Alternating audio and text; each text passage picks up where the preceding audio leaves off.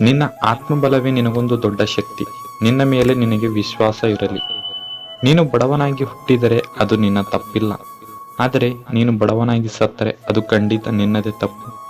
ಪ್ರತಿದಿನ ಹೊಸ ದಿನವಾಗಿದೆ. ಹಳೆಯದನ್ನು ಮರೆತು ಹೊಸದಾಗಿ ಕೆಲಸ ಪ್ರಾರಂಭಿಸಿ. ಪ್ರತಿ ಮುಂಜಾನೆ ಎದ್ದ ನಂತರ ಈ ರೀತಿ ನಿಮ್ಮ ಮನಸ್ಸಿನಲ್ಲಿ ಹೇಳಿಕೊಳ್ಳಿ: ನಾನು ಅತ್ಯುತ್ತಮ. I am the best. ನನ್ನಿಂದ ಸಾಧ್ಯವಾಗುತ್ತದೆ. I can do it.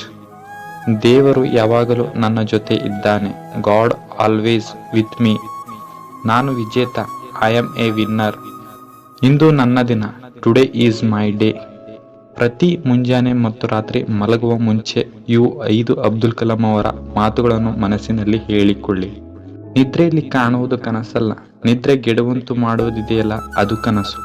ಒಂದು ಉತ್ತಮ ಪುಸ್ತಕ 100 ಸ್ನೇಹಿತರಿಗೆ ಸಮಾನ, ಆದರೆ ಒಬ್ಬ ಉತ್ತಮ ಸ್ನೇಹಿತ 1 ಗ್ರಂಥಾಲಯಕ್ಕೆ ಸಮಾನ.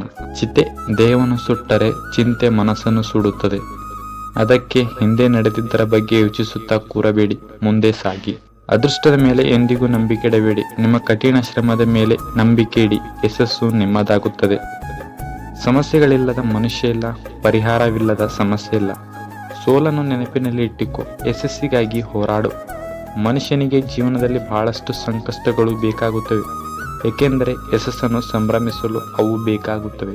ಕಪ್ಪು ಬಣ್ಣವು ಭಾವನಾತ್ಮಕವಾಗಿ ಕೆಟ್ಟದು, ಆದರೆ ಪ್ರತಿಯೊಂದು ಕಪ್ಪು ಬೋರ್ಡ್ ವಿದ್ಯಾರ್ಥಿಯ ಜೀವನವನ್ನು ಪ್ರಕಾಶಮಾನಗೊಳಿಸುತ್ತದೆ. ಸಾಧಿಸುತ್ತೇನೆ ಎಂಬ ಕಿಚ್ಚಿನ ಮನಸ್ಸಿನ ಮುಂದೆ ಯಾವುದೇ ಅಡೆತಡೆ ನಿಲ್ಲಲಾರದು.